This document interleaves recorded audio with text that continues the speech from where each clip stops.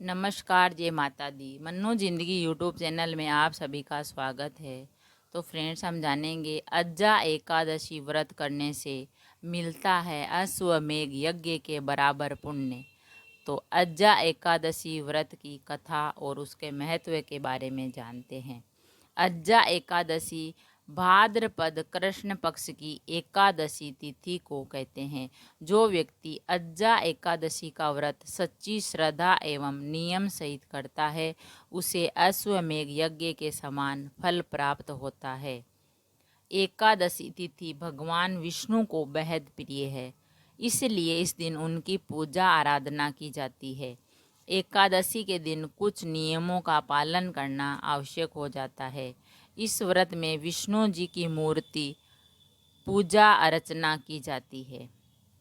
अज्जा एकादशी की व्रत कथा सुनने पढ़ने से अश्वमेघ यज्ञ के फल की प्राप्ति होती है। तो हम जानेंगे अज्जा एकादशी व्रत कथा। अज्जा एकादशी व्रत कथा। एक राज्य में हरिश्चंद्र नाम के राजा थे। अपने राज्य को राजा बहुत प्रसन्न रखते थे। राज्य में खुशहाली थी।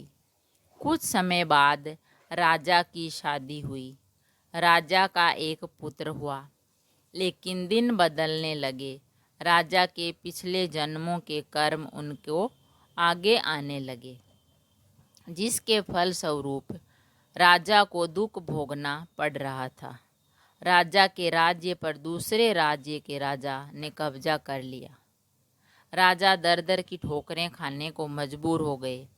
अपनी 2 वक्त की रोटी के लिए राजा ने एक चांडाल के पास काम करना शुरू कर दिया। वह मृतकों के शवों को अग्नि देने के लिए लकड़ियां काटने का काम करता था।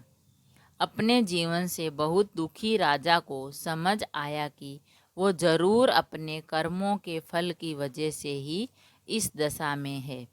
रोटी को भी मोहताज हो गए, उनको रोटी भी नहीं मिलती। एक दिन राजा लकड़ियां काटने के लिए जंगल में गए। वहां लकड़ियां लेकर घूम रहे थे। अचानक देखा कि सामने से ऋषि गौतम आ रहे थे।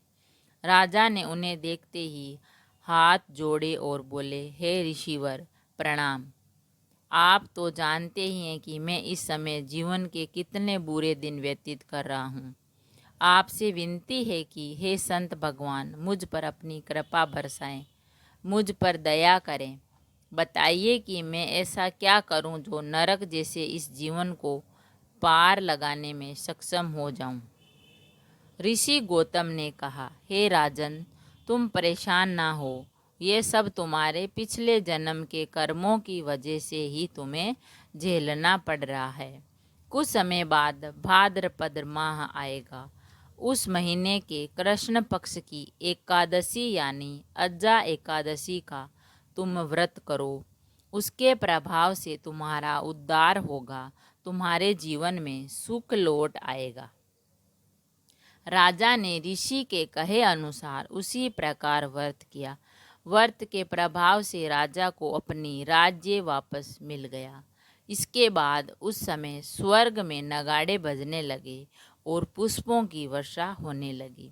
उसने अपने सामने ब्रह्मा, विष्णु, महेश तथा देवेंद्र आदि देवताओं को खड़ा देखा। उसने अपने मृतक पुत्र को जीवित तथा अपनी पत्नी को राजसी वस्त्र तथा आभूषणों से परिपूर्ण देखा। व्रत के प्रभाव से राजा को पुनः अपने राज्य की प्राप्ति हुई।